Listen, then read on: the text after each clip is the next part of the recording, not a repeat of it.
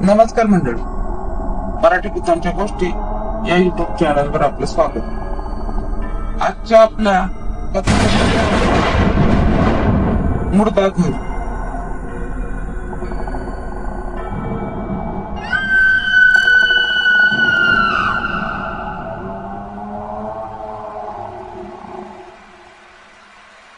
ही आमच्या डॉक्टर काकांकडून ऐकलेली सत्य घटना. साधारण 40 वर्षापूर्वीची गोष्ट. तेव्हा आमचे डॉक्टर काका मिरजच्या मेडिकल कॉलेजमध्ये शिकत होते. मेडिकल कॉलेज तसे बरेच जुने आणि सरकारी. इस्पितळात एक मुर्दा घर होते.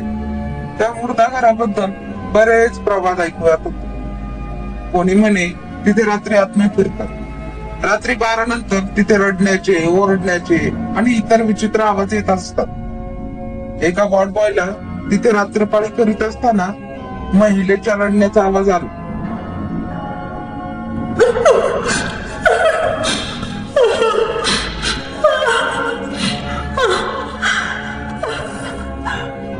खिडकीतून वाकून बघितले असता एक जळलेली स्त्री तिच्या पलंगावर उठून बसलेली त्याला दिसली.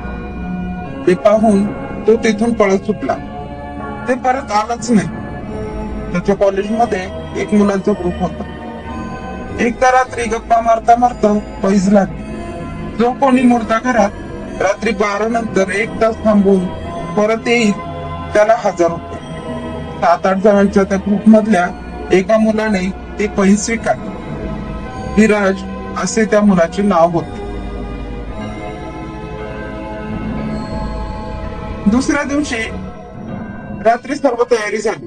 मुर्दा घराबाहेरील दरवाजाला थोडेफार पैसे आणि दारूची एक बाटली देऊन तिथून कटवण्यात आले.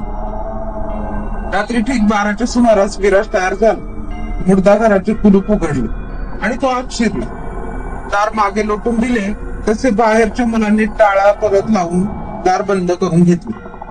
मुर्दा घरात भयान शांतता पसरली होती. खिडक्यांमधून अंधुक प्रकाश मुर्दा घरात पसरला होता. पहिली 5 मिनिटे विराज जवळील भिंतीला टेकून फक्त समोर बघत होता.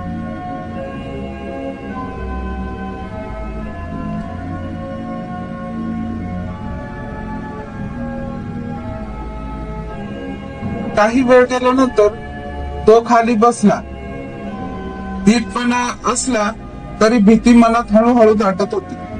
रात्री 12चा सुमार आणि भयान अशा काळोखात मुर्दा घरात आपण एकटेच या विचाराने विराज थोडा अस्वस्थ होऊ लागला होता. 20 मिनिटं उलटली होती. विराज तसाच बसून होता. डोळे टप्पा उघडे होते. मुर्दा घरात स्तब्ध वातावरण होते. विराजच्या समोर ओळीने पलंग होते आणि त्यावर ठेवलेले मुर्दे. विराज हळूहळू एक करून सर्व प्रेतांवरून त्याची नजर फिरवत होता.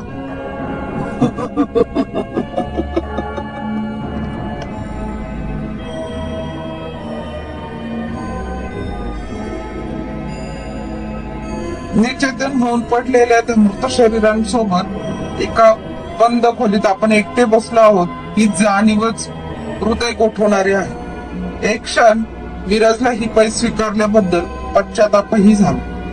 मुर्दा घराची शेवटची खिडकी उघडी होती. तिथून प्रकाशाचा झोत सरळ एका प्रेतावर पडत होती. विराजची नजर त्या प्रेतावर पडली. का कुणास ठाऊक, पण विराजला अंधुकशी हालचाल त्या पलंगावर जाणवली.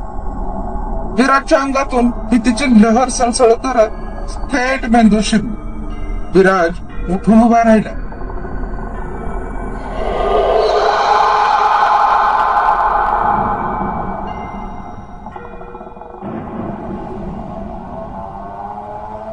भीतीने त्याच्या मानेवरचे केस ताठ झाले होते आणि अचानक शेवटच्या पलंगावरची हालचाल आता स्पष्ट विराजला दिसू लागली.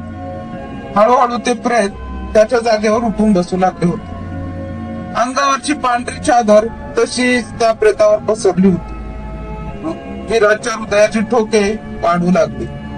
ओरडण्यासाठी त्याने आवाजला पण घशातून आवाज बाहेर पडत नव्हता.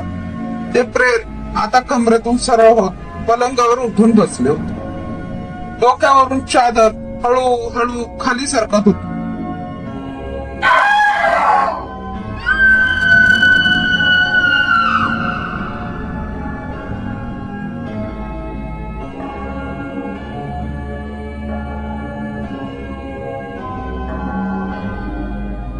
एक भयंकर किंकाळी फोडत विराज दरवाजावर हात आपटू लागला. बाहेरच्या मुलांनी गडबडीने टाळा खोलत विराजला बाहेर काढले. बाहेर आल्या आल्या विराज पळत सुटला. ओरडत किंचाळत तो इस्पितळाच्या बाहेर गेले. काही मुले त्याच्या मागे धावली तर काही मुले फिदी फिदी हसत होती. विराज पैज हरला अशी चर्चा करीत मुले उभी होती. आतून त्यांचा मित्र सखाराम मुर्दा बनवून पलंगावर झोपणार होता, त्याची वाट बघत. बराच वेळ झाला सखारामातून बाहेर आला नव्हता.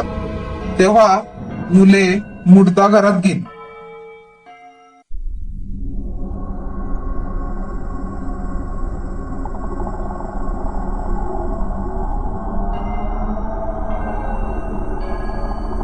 सखाराम चौथ्या पलंगावर चादर ओढून पडला होता.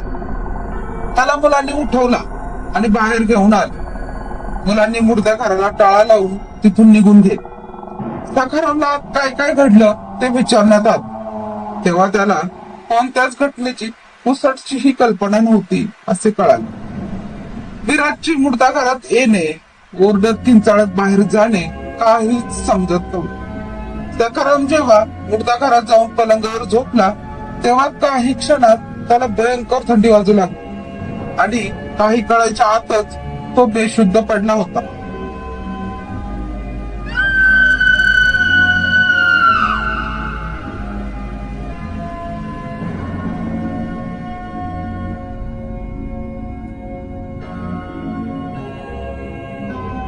हे ऐकून मुलांची बोबडी मिळाली. सखाराम जर तेथे बेशुद्ध होऊन पडला होता तर त्या शेवटच्या 5व्या पलंगावर कोण होत?